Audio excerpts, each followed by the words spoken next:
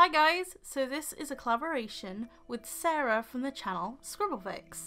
For this collaboration we each chose a colour palette and then swapped it with each other so we could both create a separate piece of art based on each other's colour palettes. I gave Sarah a very blue aqua kind of colour scheme and she gave me a very sunset-like colour scheme. If you want to see what Sarah did with the colour scheme I gave her, then I'll leave the link in the card and in the description down below. So before I start on the main picture that I did, there was a lot of development work that went behind this picture because I could not make my mind up what I wanted. I did not want to go generic, but I did want to actually challenge myself with lighting, and this was the colour palette to do it.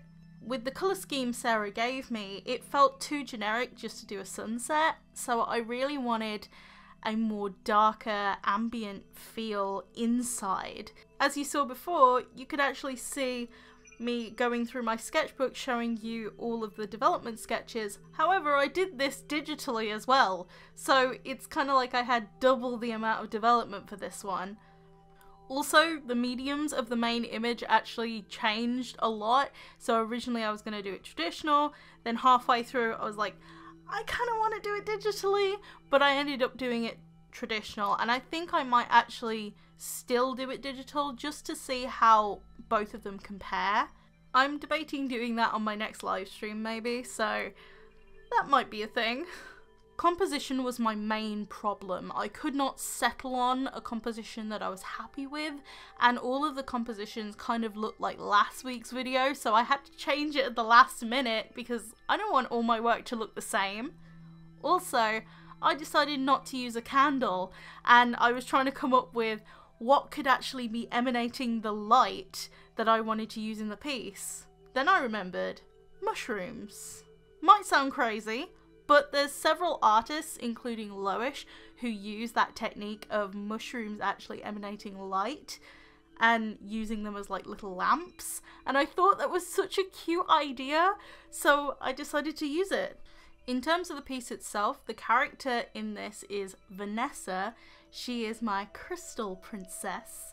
So of course I decided, let's use crystals. How about amber? I was basically setting myself up for a more complex job than I was actually anticipating.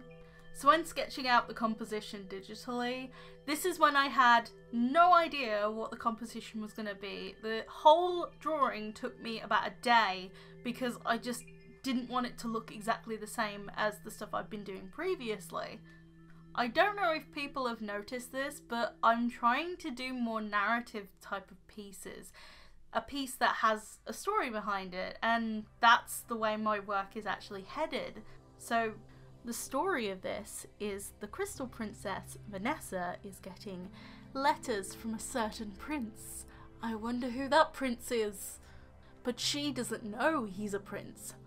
At first it's very small talk conversation through their letters, but over time it turns romantic. They both fall in love through their letters.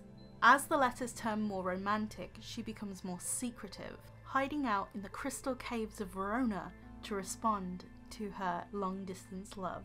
So yes, I am aware that the Kingdom of Verona is actually named after an Italian city, so just before I get comments about that, that was intentional.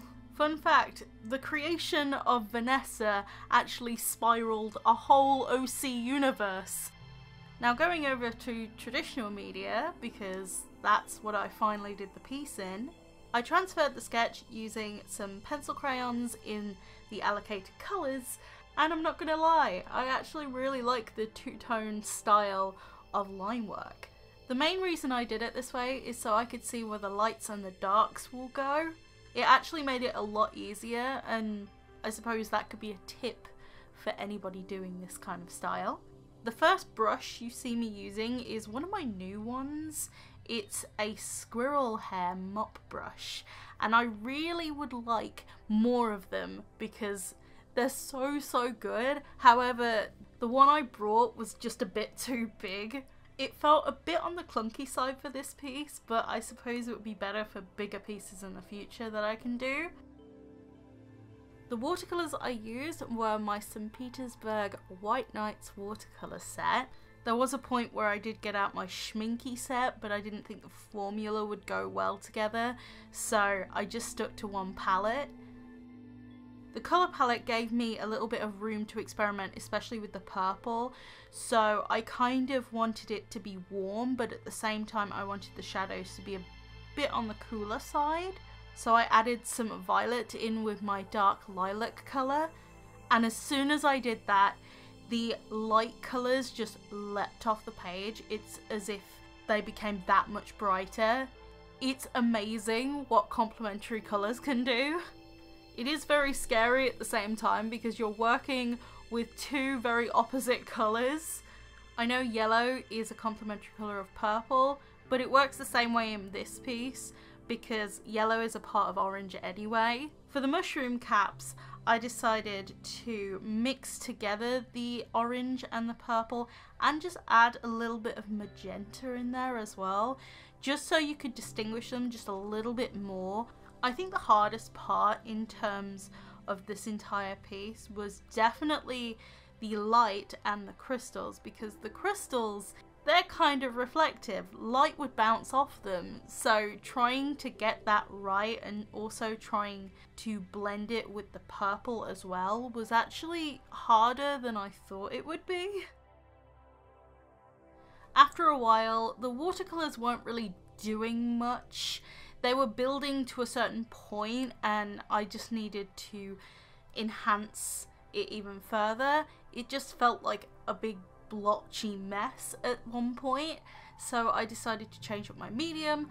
I went for my Zig Clean Colour Real brush pens. I really like these. I also have some Mozart brush pens as well that my mum got me a previous Christmas ago, and they really did help make the image a bit more defined. So a little bit later on in the speed paint, it's not quite now, I start outlining Vanessa in a 0.1 and 0.2 fine liner. I did this because Vanessa was just starting to get lost and I needed to try and bring her back into the image, because the way I had laid down the colours, I'd actually started to build up to a point where the character would be hidden in the piece.